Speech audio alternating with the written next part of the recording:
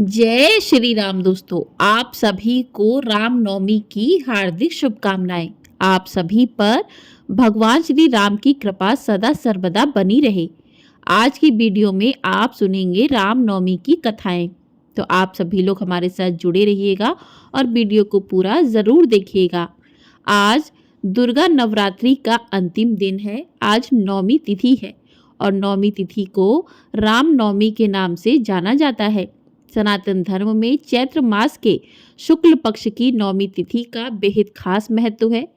पौराणिक कथाओं में इस दिन भगवान राम ने सूर्यवंशी राजा दशरथ के घर में जन्म लिया था।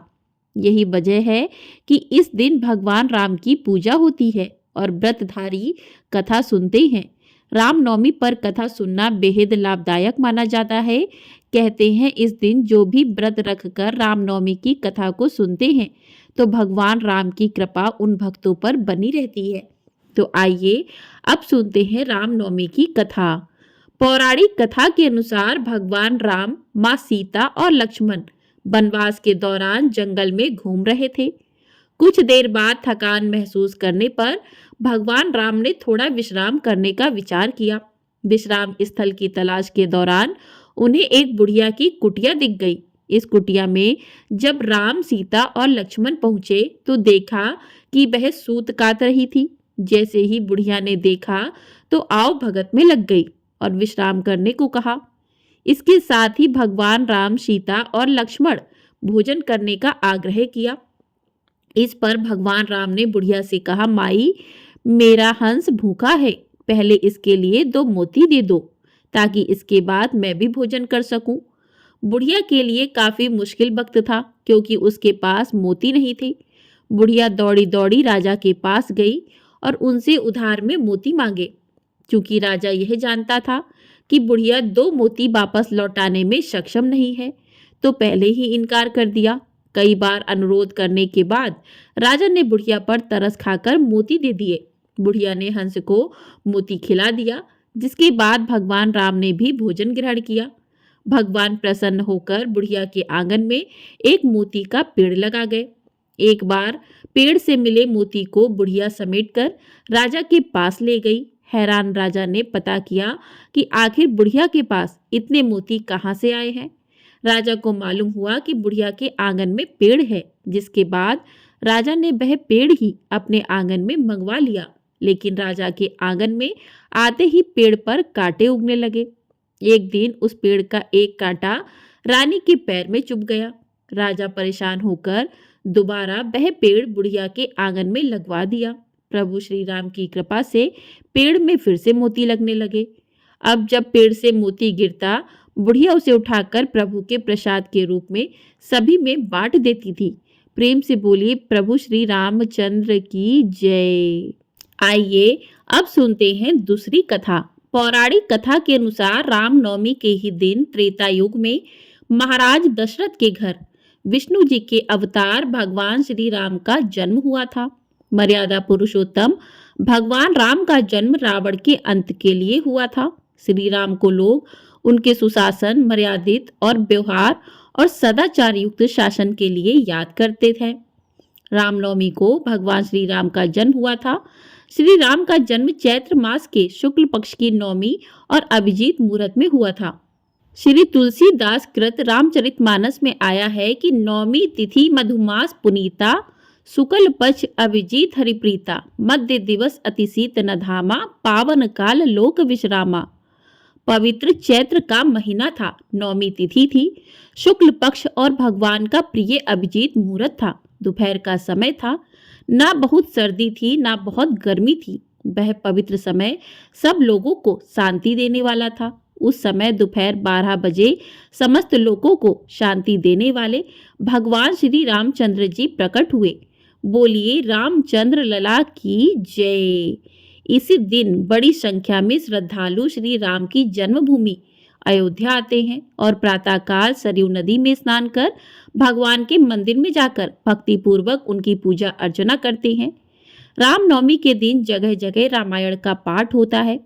कई जगह भगवान राम, सीता, लक्ष्मण और भक्त हनुमान की रथ यात्रा निकाली जाती है, जिसमें हजारों की संख्या में श्रद्धालु भाग लेते हैं। नारद पुराण के अनुसार रामनवमी के दिन भक्तों को उपवास करना चाहिए।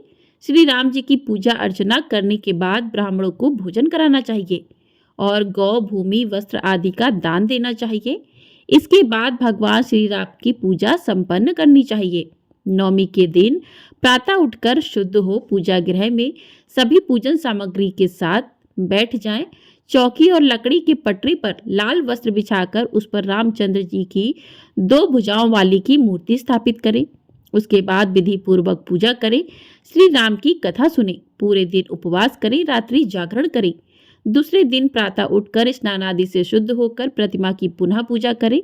घी तथा खीर से 108 आहुतियों से हवन करें और हवन के बाद मूर्ति को ब्राह्मण को दान में दें और सामर्थ्य अनुसार दक्षिणा भी दें। उसके बाद स्वयं भोजन करें। तो इस प्रकार से रामनवमी के दिन भक्त पूजन करके श्री राम जी की कथा को सुनकर राम जी का आशीर्वाद प्राप्त कर सकते हैं। आइए अब सुनते हैं श्री राम की एक पौराणिक कथा।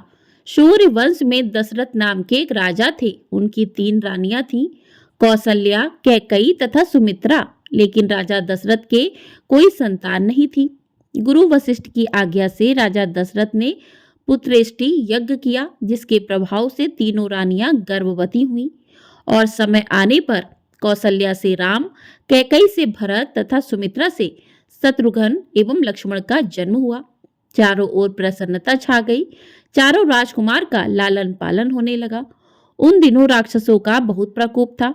एक दिन गुरु विश्वामित्र अयोध्या नगरी पधारे। उन्होंने राजा दशरथ से श्री राम और लक्ष्मण को मांगा, जिससे वे अपना यज्ञ निर्विघ्न रूप से संपन्न कर सके। श्री रामचंद्र और लक्ष्मण जी मुनि विश्वामित्र के साथ उनके आश्रम में चले गए। यज्ञ की रक्षा करते हुए श्री रामचंद्र जी ने ताड़का नामक राक्षस का वध किया। उसी दौरान उन्होंने खर दूषण का भी वध किया। मुनि विश्वामित्र का यज्ञ निर्विघ्न पूर्ण हुआ। उसके बाद मुनि विश्वामित्र दोनों राजकुमार को लेकर मिथिला नगरी की ओर चल पड़े, जहां राजा जनक ने अपनी पुत्री का स्वयंवर आयोजित किया था। रास्ते में श्री राम जी ने पत्थर की बनी हुई अहिल्या को शाप मुक्त करवाया। कुछ दिनों बाद दोनों राजकुमार मुनि विश्वामित्र के साथ मिथिला नगरी पहुंचे। राजा जनक ने अपनी पुत्री सीता के विवाह के लिए यह शर्त रखी थी कि जो कोई भी राजकुमार या राजा शिव जी के धनुष पर प्रतिंचा चढ़ाएगा, उसी के साथ वे अपनी पुत्री सीता का विवाह करेंगे। दोनों राजकुमार विश्वामित्र के साथ जनक के राजसभा में सीता के स्वयंवर को देखने गए। प्रतिज्ञा के अनुसार सभी आमंत्रित राजाओं ने शिव जी के धनुष को उठाने की कोशिश की, लेकिन सफल नहीं हो सके। यह देखकर राजा जनक को बहुत निराशा हुई। तब मुनि विश्वामित्र ने श्री राम जी को आज्ञा दी कि वे धनुष को उठाकर प्रतिंचा चढ़ाएं, जिससे राजा जनक की प्रतिज्ञा पूरी हो। गुरु की आज्ञा पाकर श्री रामचंद्र जी ने शिव जी के धनुष को उठाया और प्रतिंचा चढ़ाने के समय वह धनुष टूट गया। रामचंद्र जी का विवाह सीता जी के साथ हुआ। साथ ही लक्ष्मण का उर्मिला से, माटंबी का भरत से और श्रुति कीर्ति का शत्रुघ्न से विवाह संपन्न हुआ। विवाह के कुछ दिनों पश्चात राजा दशरथ ने श्री रामचंद्र जी के राज्याभिषेक करने के लिए मुनिशय शुभ मुहूर्त निकलवाया। पूरे राज्य में राज्याभिषेक की तैयारियां होने लगीं। तभी मंथरा नामक दासी के कहने पर कैकई ने राजा दशरथ को अपने कोप भवन में बुलाया। जब राजा दशरथ कैकई के पास पहुंचे, तब कैकई ने महाराज दशरथ को उनकी वचन की याद दिलाई, जो वचन राजा दशरथ ने कैकई को युद्ध के समय अपनी सहायता करने के बाद दिया था। उस वचन को याद दिलाते हुए कैकई ने कहा, राम के स्थान पर भरत का राज्याभिषेक और राम जी को 14 वर्ष का वनवास। यह सुनकर राजा दशरथ मूर्छित हो गए। जब श्री रामचंद्र जी को पता चला कि वे पिता के वचन को पूरा करने के लिए 14 वर्ष के वनवास को जाने के लिए तैयार हो गए। सीता जी और लक्ष्मण जी भी श्री रामचंद्र जी के साथ वन को चले गए। इधर पुत्र शोक में राजा दशरथ स्वर्ग की प्राप्ति हुई। भरत और शत्रुघ्न उस समय ननिहाल में थे। जब वे लौट के आए तो अपनी माता कैकई का मुंह देखना भी स्वीकार नहीं किया। भरत ने राम जी के पास वन में जाकर लौटने की विनती की, लेकिन पिता के वचन को पूरा करने का वास्ता देकर रामचंद्र जी ने भरत को लौटने की आज्ञा दी।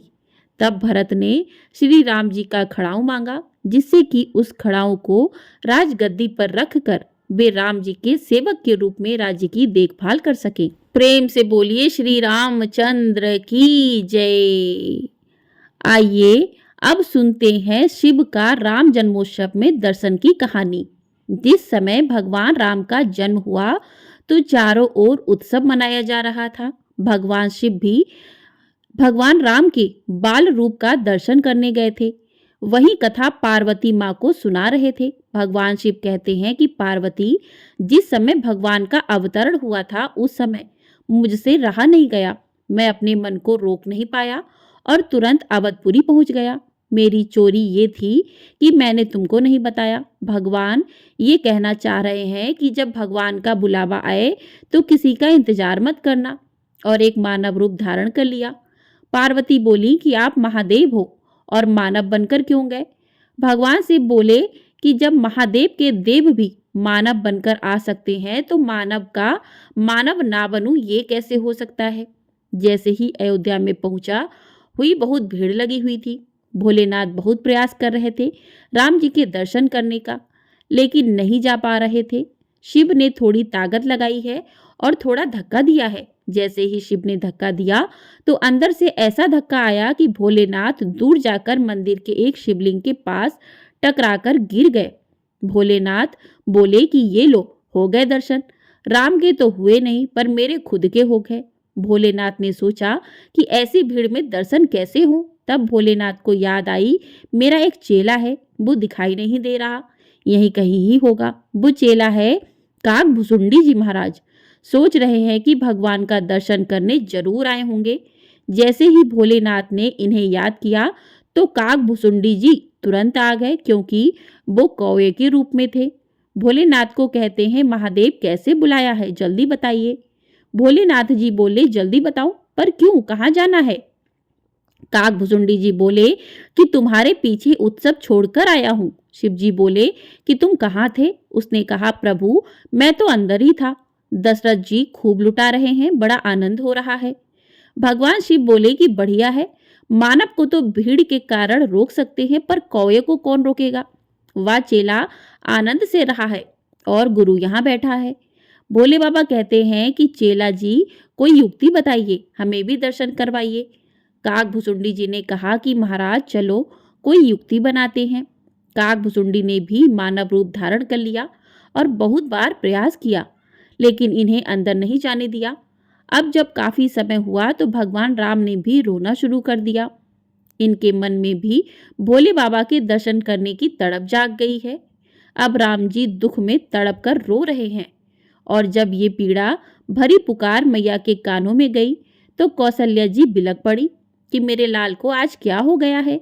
इधर भोले बाबा ने भी पूरा नाटक किया है। भोले बाबा एक 80 साल के ज्योतिष बन गए हैं और गोस्वामी जी ने गीतावली में इस भाव को बताया है, और स्वयं ज्योतिष बनकर काकभुसुंडी जी को अपना शिष्य बना लिया है और सरयू जी के किनारे बैठ गए हैं। जितने भी लोग रास्ते में आ जा रहे हैं, भगवान शिव सबके हाथ देख रहे हैं और भविष्यवाणी भी कर रहे हैं। अब अवधपुरी में चर्चा शुरू हो गई। कोई बहुत बड़ा ज्योतिषी आ गया है। गोस्वामी जी कह रहे हैं, अवध आजू आगमी एक युवाओ। जब भगवान राम ने रोना शुरू किया है तो माँ बहुत परेशान है। गुरु वशिष्ठ जी को खबर की गई है, लेकिन वशिष्ठ जी व्यस्त हैं। इतने में एक नौकर आकर बोला कि मैया, मुझे खबर मिली है कि एक बहुत बड़ा ज्योतिषी अवधपुरी में आया है, आपकी आज्ञा हो तो उसे बुला लाऊं। माँ तो परेशान थी। मैया ने कहा कि जाओ और जल्दी बुला कर लाओ, बस मेरे लाल को रोना बंद हो जाए। दौड़े दौड़े सेवक गए हैं। भोले बाबा सरयू नदी के किनारे बैठे हुए हैं। नौकरों ने कहा कि आप ही वो ज्योतिषी हैं जिसकी चर्चा हर जगह फैली हुई है। भोले बाबा बोले, तुम लोग कहाँ से आए हो? वो बोले कि हम राजभवन से आए हैं। ये सुनते ही भोलेनाथ का रोम रोम पुलकित हो गया। समझ गए कि मेरे राम ने ही इन्हें भिजवाया है। भगवान शिव बोले कि क्या कहना है, बोलो। वो सेवक बोले कि महाराज जल्दी चलिए, सुबह से लाला आज बहुत रो रहे हैं, रानी ने आपको बुलाया है। भोलेनाथ जी जैसे ही चलने लगे तो काकभुसुंडी जी कुर्ता पकड़ लिया कि महाराज मैं भी तो आपके साथ में हूँ, मुझे भी साथ लेके चलो। भोलेनाथ बोले कि तुमने दर्शन तो कर लिए हैं, तुम जाकर क्या करोगे? काक भुसुंडी जी कहते हैं कि मैंने दर्शन तो किया है पर स्पर्श नहीं किया प्रभु का। यदि तुम स्पर्श करवाओगे तो ठीक नहीं है, नहीं तो आज पोल खोलता हूँ तुम्हारी। जितनी भी कृपा होगी उस पर हमें भी तो मिलनी चाहिए। भोलेनाथ बोले कि ठीक है, आपको भी दर्शन करवा देते हैं, पर आप पोल मत खोलना। जब राजभवन पर पहुंचे तो पहरेदारों ने रोक लिया। हाँ भैया, कौन हो और कहाँ जा रहे हो? नौकर बोले, इन्हें रानी ने बुलाया है, ये ज्योतिषी हैं, इन्हें अंदर जाने दो। अब भोले बाबा राजभवन में अंदर प्रवेश करने लगे हैं, पर काकभुसुंडी जी को रोक लिया है। पहरेदार बोले, ठीक है, ये ज्योतिषी हैं तो अंदर जा रहे हैं, पर ये साथ में कौन है जो अंदर चला जा रहा है? इनके अंदर जाने का क्या काम? दशरथ जी का आदेश है कि किसी अनजान को अंदर नहीं आने देना है। भोले बाबा मुस्कुराकर अंदर जाने लगे हैं, तभी काकभुसुंडी बोले कि प्रभु साथ लेके जाओ, नहीं तो पोल खोलता हूँ अभी। भोले बाबा बोले, ठीक है, मैं कुछ करता हूँ। भोले बाबा कहते हैं, मई भैया बात ऐसी है, मैंने 80 साल का बूढ़ा हो गया हूँ, ज्योतिषी तो पक्का हूँ पर आंखों से कम दिखाई देता है। ये मेरा चेला है, इसके बिना मेरा काम नहीं चलेगा। बूढ़ो बड़ो प्रमाणिक ब्राह्मण सड़कर नाम सुहाओ, संग सुशिष्य सुनत कौशल्या भीतर भवन बुलायो। पहरेदार बोले कि जब आपको दिखाई ही नहीं देता है तो आप ऐसा करो, तुम मत जाओ, चेले को ही भेज दो, तुम बाहर ही रहो। अब काकभुसुंडी जी तुरंत प्रसन्न हो गए और कहते हैं, ठीक बात है, गुरुजी बाहर ही बैठेंगे, इन्हें अंदर ले जाने की जरूरत नहीं है। भोलेनाथ बोले कि बेटा गुरुजी बाहर और चेला अंदर। वाह बेटा। भोलेनाथ जी ने कहा, ये देखना तो अच्छा जानते हैं, लेकिन फल बताना तो मैं ही जानता हूँ। हाथ ये देखते हैं और भविष्य मैं बताता हूँ। पहरेदारों ने कहा कि इन दोनों को अंदर जाने दो। सबसे पहले माँ आई हैं और इनको प्रणाम करती हैं। माँ कहती हैं, हमने सुना है कि आप ज्योतिषी हैं। बोले, हाँ भैया, हम ज्योतिषी हैं। माँ कहती है, हमें ज्योतिषी की जरूरत तो है नहीं, पर हमारा लाला सुबह से रो रहा है। कुछ झाड़ फूक करना जानते हो, नजर उतारना जानते हो, भूत प्रेत उतारना जानते हो, तो मैं कुछ करूं। भोलेनाथ जी बोले, मैया मेरा असली काम तो वही है, झाड़ फूक ही मुख्य काम है, ये ज्योतिषी वाला तो मुख्य काम नहीं है। आप लाला को लेकर आ जाइए। अब माँ राम जी को लेकर आई हैं, गोदी में भगवान श्री राम लेते हुए हैं और माँ ने अपने पल्लू से राम जी को ढक रखा है। मैया बोली कि करो महाराज, अब जो आपको अपना झाड़ फूक करना है। भोलेनाथ जी बोले कि मैया इतनी दूर से कुछ नहीं होगा, ना तो तू मुंह दिखा रही है, ना तो तू स्पर्श करवा रही है। बिना मुंह देखा और बिना स्पर्श करे मैं कुछ नहीं कर सकता हूँ। मुझे एक अंग देखना पड़ेगा कि नजर कहाँ लगी है, नाक को लगी है या आंख को लगी है। मैया बोली कि दूर से कुछ नहीं होगा, तो भोलेनाथ बोले, मैया दूर से कुछ नहीं होगा। आज मैया ने अपनी साड़ी का पल्लू उठा लिया और जो राम जी अब तक रो रहे थे, भगवान शिव को देखकर खिलखिलाकर मुस्कुराने लगे हैं। मैया बोली, महाराज आप तो कमाल के ब्राह्मण हो, आपने सिर्फ लाला को देखा ही है और लाला का रोना बंद कर दिया। भगवान शिव बोले, मैया अभी तो नजर पड़ी है और रोना बंद हो गया है, अगर तू गोदी में दे दे तो हमेशा के लिए आनंद हो जाए। अब मैया ने तुरंत राम जी को लेकर भोलेनाथ जी की गोद में दे दिया। जैसे ही भगवान शिव की गोद में आए, मानो साक्षात शिव और राम का मिलन हो गया हो। भगवान शिव के नेत्रों से आंसू बहने लगे। अब तक जिस बाल छवि का मन में दर्शन करते थे, आज साक्षात दर्शन हो गए हैं। भोलेनाथ कभी कभी हाथ पकड़ते हैं, कभी गाल छूते हैं, कभी माथा सहलाते हैं। भगवान राम भी टुकुर टुकुर अपनी आंखों से शिव जी को देख रहे हैं। जब थोड़ी देर हो गई तो काकभुसुंडी जी ने पीछे से कुर्ता पकड़ा है और कहते हैं, हमारा हिस्सा भी तो दीजिए, आपने आनंद ले लिया है तो मुझ पर भी तो कृपा करो। अब भगवान शिव जब राम को काकभुसुंडी की गोद में देने लगे तो मैया ने रोक दिया कि इनकी गोद में लाला को क्यों दे रहे हो। भगवान शिव बोले कि मैया मैं बूढ़ा हो गया हूँ, ये मेरा चेला है, ये हाथ देखेंगे और मैं भविष्य बताऊंगा। काकभुसुंडी जी की गोद में लाला को दे दिया है। अब काकभुसुंडी जी भगवान का दर्शन पा रहे हैं और भोलेनाथ ने भगवान का सारा भविष्य बताया है। सब बता दिया कि आपके लाला कोई साधारण लाला नहीं होंगे, आपका लाला का जग में बहुत नाम होगा, आपके लाला के नाम से ही लोग भवसागर तर जाएंगे। मैया बोली, ये सब ठीक है, पर ये बताओ लाला की शादी कब होगी? भोलेनाथ बोले कि इतना बता सकते हैं, आगे चलकर आप थोड़ा ध्यान रखना। एक बूढ़े बाबा आपके लाला को आपसे मांगने के लिए आएंगे, और जब वो मांगने आए तो तुम तुरंत दिलवा देना, मना मत करवाना, क्योंकि आपके लाला उनके साथ चले जाएंगे तो वहां से बहू लेकर ही आएंगे। कौशल्या जी बोली, आप चिंता मत करो महाराज, ये बात मेरे दिमाग में नोट हो गई है, मैं इसे हमेशा याद रखूंगी। इस प्रकार भोले बाबा ने सब बताया है। मैया ने बोला कि आपने बड़ी कृपा की है, मेरे लाला का रोना बंद करवा दिया, मेरे लाला का भविष्य बता दिया, अब मेरे लाला को आशीर्वाद भी दे दीजिए। भगवान शिव ने खूब आशीर्वाद दिया। हे राम, आप जुग जुग जियो, आप आनंदित रहो। इस प्रकार से भोलेनाथ बड़ी मस्ती में राम जी को आशीर्वाद देके अपने धाम पधारते हैं। भोलेनाथ जी ने यह भी कहा कि इस चरित्र को सब लोग नहीं जान सकते, बस जिन पर राम की कृपा होगी वे ही लोग इस चरित्र को जान सकते हैं। पार्वती जी कहती हैं, महाराज हम पर राम जी की कृपा बनी हुई है, तभी हम ये सब जान पाए हैं।